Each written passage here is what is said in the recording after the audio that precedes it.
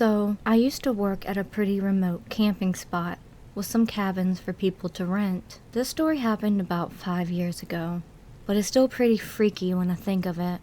I'm a small 5'6" woman, and on the night, the only other person working with me was Max, an even smaller woman with anger issues. This matters. So, we were sticking together all through the night. Around 11, we get a call from one of the rented cabins complaining of loud knocking.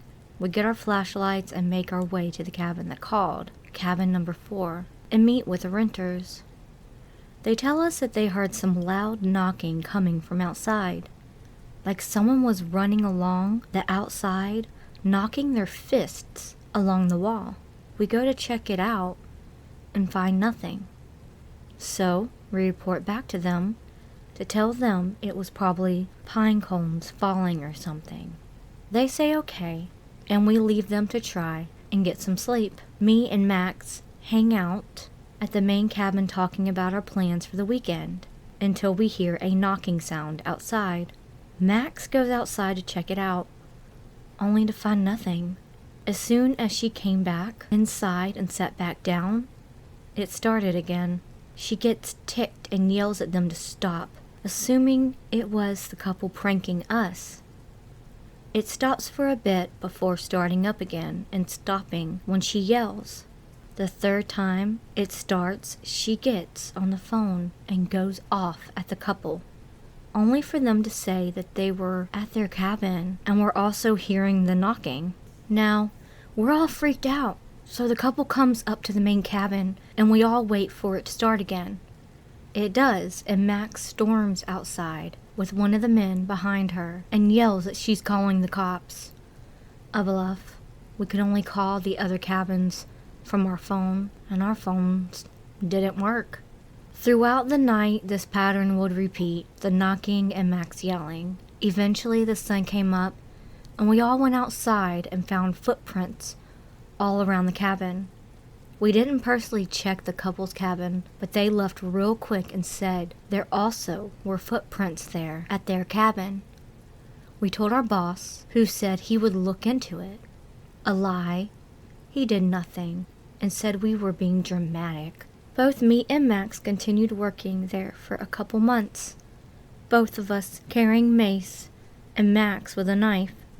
But eventually I left for college and Max quit soon after.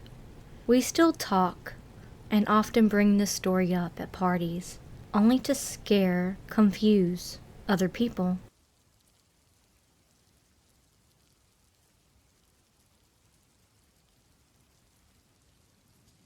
I've been living next door to this guy for 10 years now.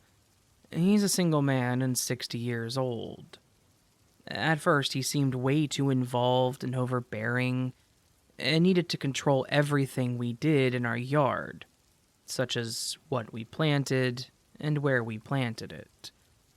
We couldn't do squat without him coming over to tell us what we should be doing instead. Most of the time, we went with it just to appease him, but after a couple of years, we decided to make our yard the way we wanted it, instead of trying to make him happy. And that's when all hell started breaking loose. He, I'll call him Steve, started texting and calling and emailing daily, directing me to do all sorts of things. Take a picture, run it up to the drugstore to print it out for him, always 2 copies. Example of such task would be to run over to his house, take a picture of a plant or bush, and then take an after picture after he has pruned it just ever so slightly. Why he wants or needs 2 copies of this is a creepy mystery. Then he would send me a picture of an old clock he saw in a picture, and would want me to locate the clock, needle in a haystack to say the least, and then purchase it for him, and he said he'd pay me back. I also had to go into his house and print out random files for him all the time, because he couldn't figure it out, he said. Every single time I showed him how to do it, and even sent him instructional videos, but he never stopped needing help with it, and all sorts of random stuff non-stop all day. I did it all just to keep him appeased because he was creepy as hell. But it soon got overwhelming, and if I didn't respond and run over there to help him immediately, he would blow my phone up or come looking for me, and then accuse me of hiding from him. He would see that I would be leaving, and he'd run over and stand in front of my car to make sure that I helped him first. I started leaving the house just to breathe a little bit away from him, and he would bug me nonstop about when I would be back. When I got back, he saw it. Even if I tried to be sneaky about my return, he would text me and say, "I saw you got home," and then tell me that I needed to go help him at that time.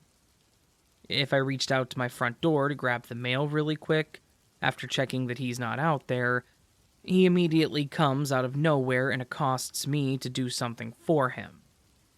It's a nightmare, and I feel like I'm a prisoner wearing a straitjacket. As if that's not enough, Steve lurks around in the dark in his house at night. I now believe it's so that he can spy into our house easily. We noticed early on that his lights were never on when he was home, even if it was dark out. He'd flip a light on for a second, and then flip it back off right away. Several times a night, all throughout the nighttime sleeping hours, he shines a light into my bedroom upstairs. It lights my whole room up, and it wakes me up if I happen to be sleeping. I had my son confront him about this, and he said he thought someone was stealing gas out of his car, and he was checking to see if anyone was outside. His car and my upstairs bedroom are nowhere near each other. I got so creeped out after a bit that I put thick blankets over the windows on that side of the house so that I can have complete privacy from his eyes. While in his house one day, I looked out the window towards our yard to see what his view looked like, and he said, "Yeah, this is where I watch you guys from and see everything you're doing over there." Super creep factor alert, my bedroom is upstairs on the side of the house that faces his house. Every single night when I go to bed, no matter what time it is, Steve also goes to bed. I only know this because he flips his upstairs light on momentarily, and when he does, it lights up my entire room, even with blinds and curtains drawn. Then, he goes to the bathroom, and his toilet is right beside the window, and his window does not hide anything. We told him when we first moved in that the bathroom glass was not privacy glass, and that we could see everything over there, and that we have a young daughter. He's never made any effort to conceal his bathroom activities. I'm super creeped out that he goes to bed whenever I do. Like, okay, they're done for the night, nothing else to watch here, I might as well just go to bed. I've videoed it 100 times because nobody believes that it's not just a coincidence. Every single night, without fail, no matter what time it is, he will flip his upstairs bathroom light on about a minute after I go upstairs into my bedroom for the night. Over the years, we've been planting evergreen bushes along the property line to try to get a little privacy from him. Every time he has harassed us during planting and told us not to do it because he likes to see over here and needs us to leave him an opening at least. We did not, and he's had trouble eyeballing us, so he actually paid contractors to come in and dump truckloads of dirt into his yard to build it up by 3 feet, all along our fence line. And now, when he stands in his yard, his creepy head sticks out over the top of all we did to gain our privacy. Over 6-foot sections of privacy fence are now reduced to less than 4 foot from his side.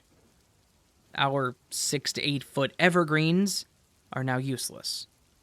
His head easily peeks over the top of all of them when he's standing in his yard. We have a small section of eastern red cedar trees along the front portion of the property line, which are too tall for him to peer over even after building his property up several feet up there. As soon as the final dirt and stone were hauled in, He found that he could not see over them. He went to my husband's work and harassed him about cutting them down by several feet because he needs to be able to see over them. Hubby said no thanks, so Steve went directly to the city to complain about the trees. City came out, looked, and said there was no problem with our trees and that they can't make us cut them short. Next day, Steve is out there with shovels and a hatchet digging all along the property line, and he cuts all the roots that he can find that come from our cedar trees.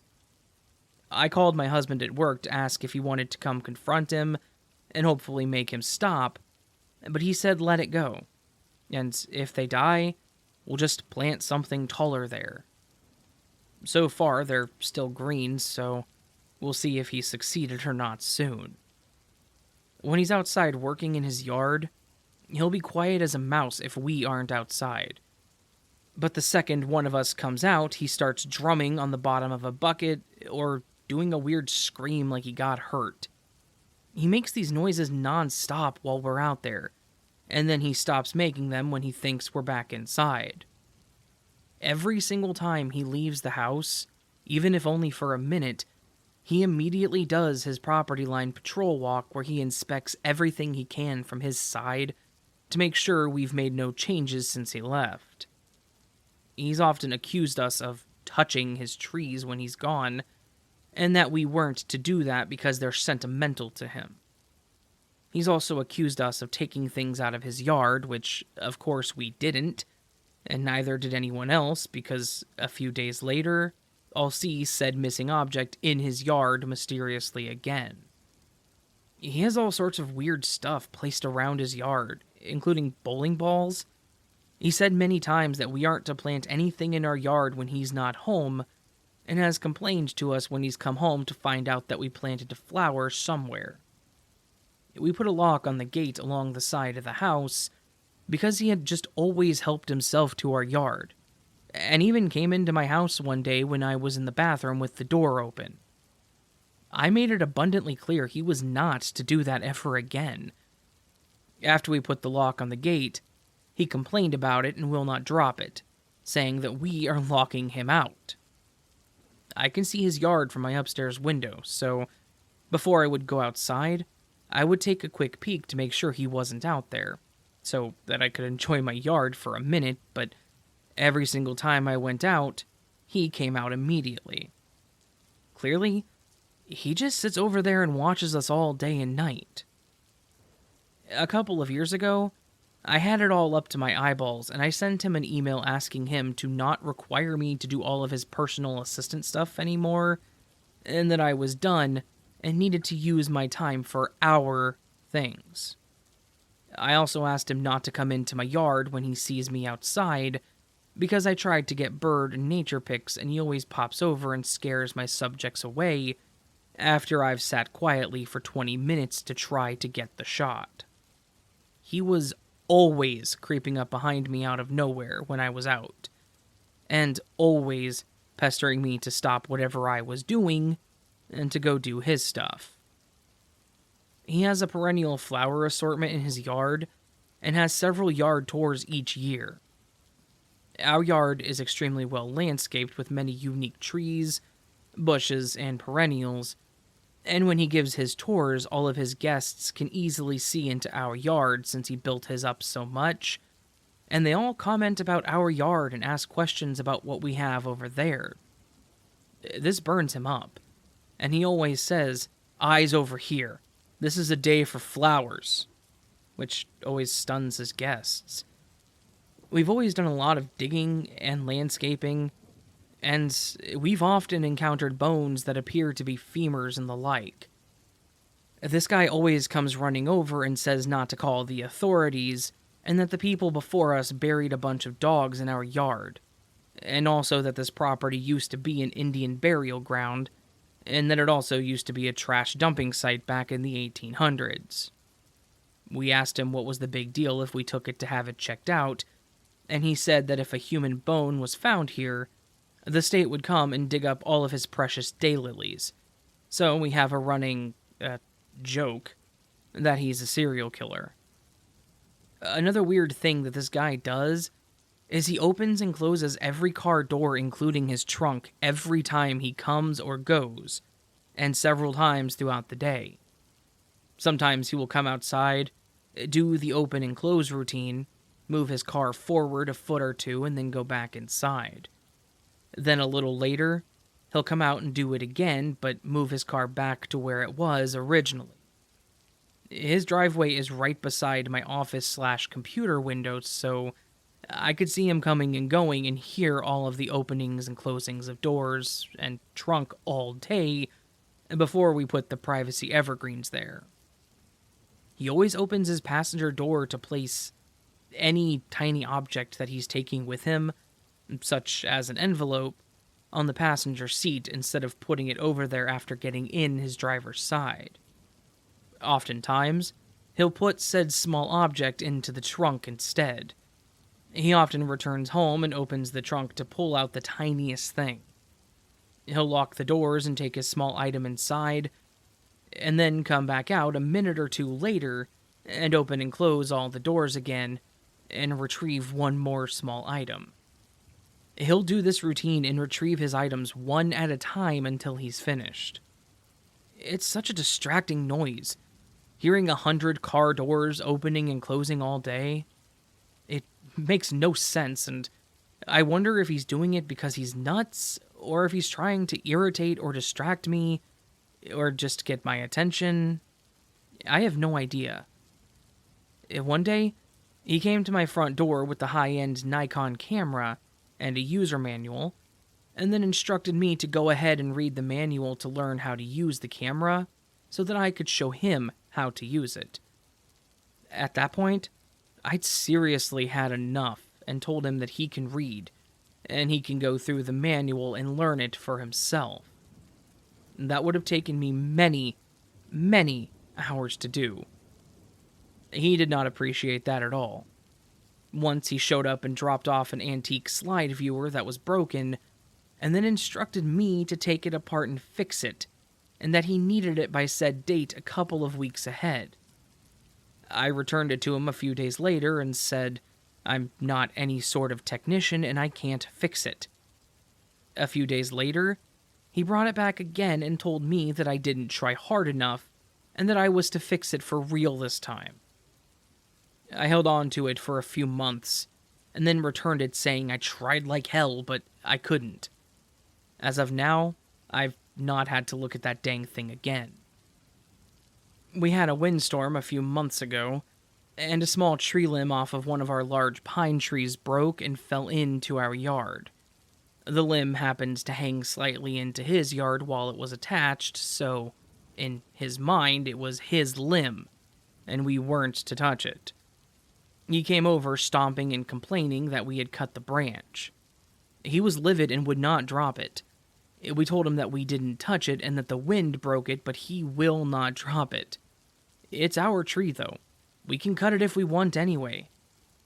I have a million stories to tell about this guy, but I doubt many people will get this far into the story as it is.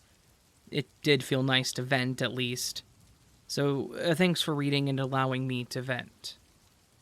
After edit, after getting hundreds of comments about why I'm still allowing this behavior, I need to clarify that a couple of years ago when I said I told him I wasn't going to do all of his assistant stuff for him anymore, and to not come over here anymore, he's not come over, except for once. And I just shook my head and came back inside without saying a word. He left and he hasn't come back. He has gone to my husband's work a couple of times, though.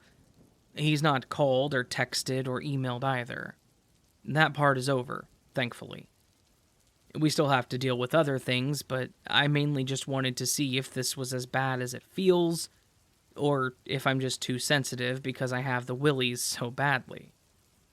Most people have been helpful and supportive and have made very helpful suggestions that I'm very thankful for. As for the 3 to 4 bones that we found while digging many tree holes over the years, they could be to all kind of animals, including small barnyard animals that people around here used to have running in their yards. We didn't take it very seriously. but it's still creepy, especially after what he said. He's just so weird in so many ways, and he says odd things all the time. We really don't think he's a killer for real. It's more of a joke.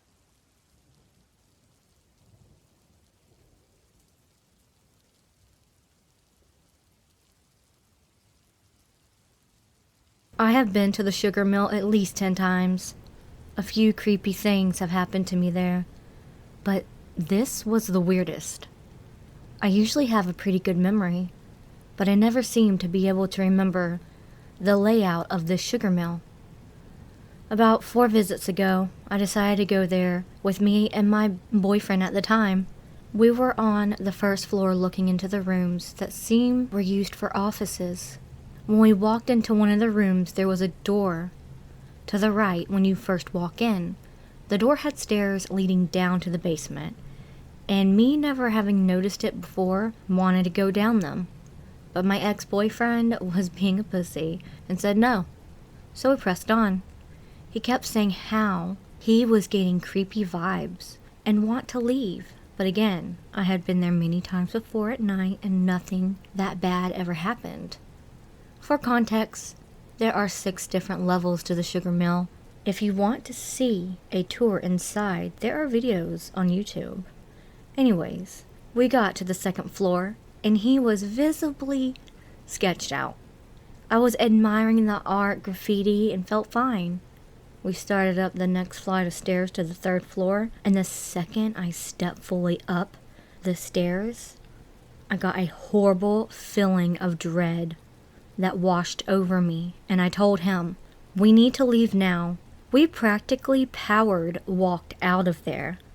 I'm not sure what was up there, but I'm glad I didn't experience it. The next time I went back, I brought people who had never been there before, but this time the entire building had mostly all the entrances welded or bolted shut, but we still found a way in. I was excited to go down into this basement with them, but when we got there, it was gone. We looked for 30 minutes for any signs of it being covered up and tried to find it, but nothing besides an old door that was welded shut and led to the outside. Another thing I noticed when I got inside was that the elevator there was previously suspended on the 3rd floor, but it had fallen to the ground floor and was half collapsed.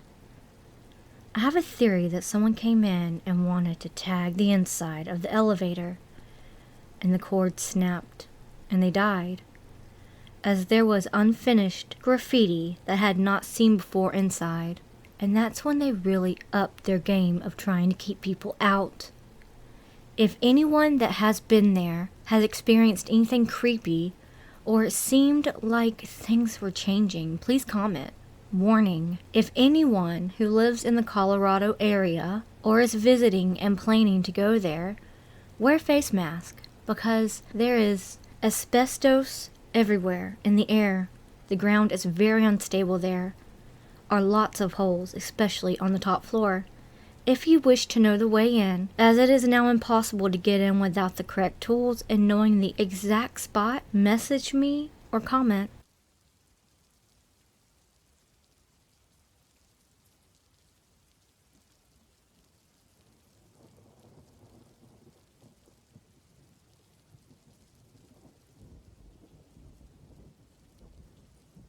My dad's lifelong friend told us this story, and I think about it quite often. For simplicity, let's call him John. John worked at the prison where Charles Manson was being held. One day, John and another guard were told to move Manson. I think he was being interviewed or something. As John was taking Manson down a hallway, he stopped dead in his tracks near a receptionist's desk. Manson looked at the receptionist, who John had never seen before, and Manson turned back to John and said, "She's the one." John was wildly creeped out and told him to keep walking. One thing led to another, and John and that receptionist got married. She was the one. I see a lot of videos People calling Charles Manson some crazy dude, pure evil, whatever. But that story has always stuck with me, because there is no way that some random crazy dude would have been able to predict that. What are the odds of some dude would randomly say that and then it actually happens years later? Manson was really something else. Edit. I'm not in any way supporting what he did. Nothing makes his crimes okay. It's just creepy. It was a creepy encounter.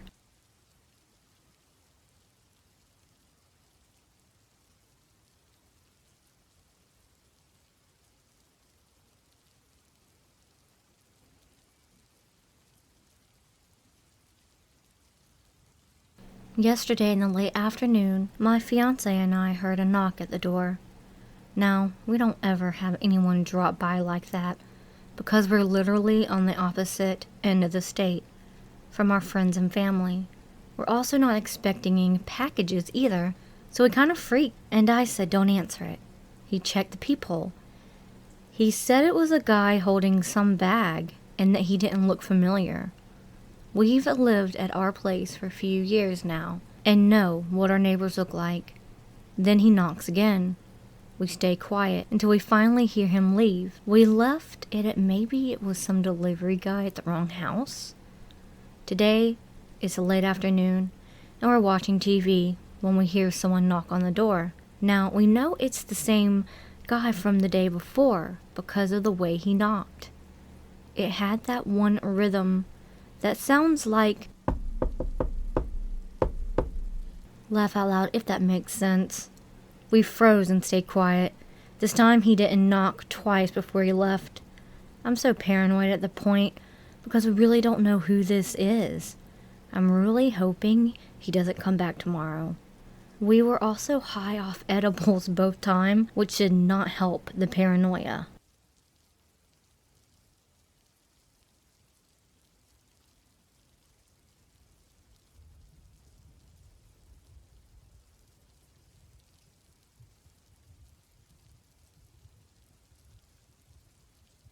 This happened only 30 minutes ago.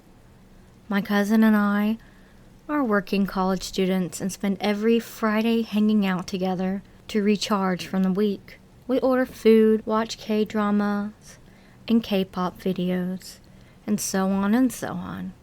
I live in the neighborhood across from her, so I never minded leaving late. Creepy things late at night only happen to other people, right? Well, tonight, I pulled into my driveway and got out of my car to grab my bag and some other stuff. I only managed to grab my bag before I got this urge to look to the stretch of the sidewalk that extended behind me. I looked and saw the silhouette of a man walking towards me. Mind you, it's 11:30 at night, and I was alone, and this man was only illuminated by a street light. I went into panic mode. I only had my bag in my hand, so I left everything else in my car and bolted to my garage. I had not even unlocked the door to my house before I closed the garage door behind me. I made sure everything was locked, and my home alarm was on before I peeked out of my front window to see if he was there. Thankfully, he wasn't. What really scared me was this man had his hands in his pockets. My mind instantly went to, if he has a knife, I'm gonna die tonight. Now, I'm not sure if my mind is making up this detail or if this really happened in the moment, but I will include it anyway. After I closed the garage door, I heard laughing and then a light tapping on the garage door, like someone was knocking on it. When I got inside my house, my entire family was asleep. So the laughing couldn't have been them. In my mind, it must have been him. Currently looking into fully equipped self-defense keychains as we speak.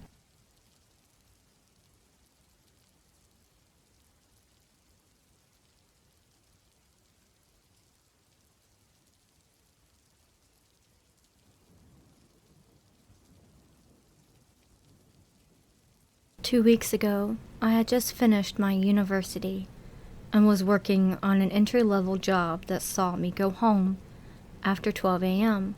I used to work in a big city and lived in a very insecure neighborhood, which was survivable due to my low income. From the stop where a public service vehicle drops passengers to my house was around 2 kilometers through a poorly lit road that was fully covered by unoccupied government houses. One day I left job at around 12:30 a.m. and it was drizzling. I was lucky to catch the last bus to my residence. I sat behind in the last seat since my stop was last. I was also very exhausted and sleepy. I always carried a biro pen as my only weapon. I was alone on the bus, and when I got to my stop, it was around 1:30 a.m. I walked really fast through the path that led to my house. The drizzle had increased, and the lights were off in the whole neighborhood. The road was very dark, and I relied mostly on my knowledge of it to head home. After around half a kilometer, I got this strange feeling that something was very wrong ahead of me. I tried moving forward and brushing it off, but my whole body just wouldn't. The road was around 7 meters wide, dark, full of water puddles and trees. I decided to stand by one of the trees to let the drizzle calm down as I contemplated on what could be wrong. My phone was off, and I feared switching it on to use its flashlight. Time passed, and like 10 minutes were almost gone when 3 dark figures passed by. My eyes had been accustomed to the darkness, and I could see that they were carrying machetes. They spoke in low tones, and one was asking the others whether he had confirmed that the person they had attacked wasn't breathing. I froze and prayed that they would not see me. Moments after they passed, I decided to switch to another tree, which was more off the road than the one I stood by. Less than 5 minutes later, they were back and was telling the others that he thought that he had seen someone by the tree. They switched on a torch to check, but I wasn't there, though I was a few minutes away, lying down on some thicket. Fortunately, some dogs started barking, and they left, afraid of raising suspicion. About half an hour later, I left and carefully headed to my house. I switched on my phone to find several voice messages from a workmate who had been trying to call me. The same time, I was hiding to ask about a work-related issue. I reported the case to the police and started a job hunt for a different job in a different location.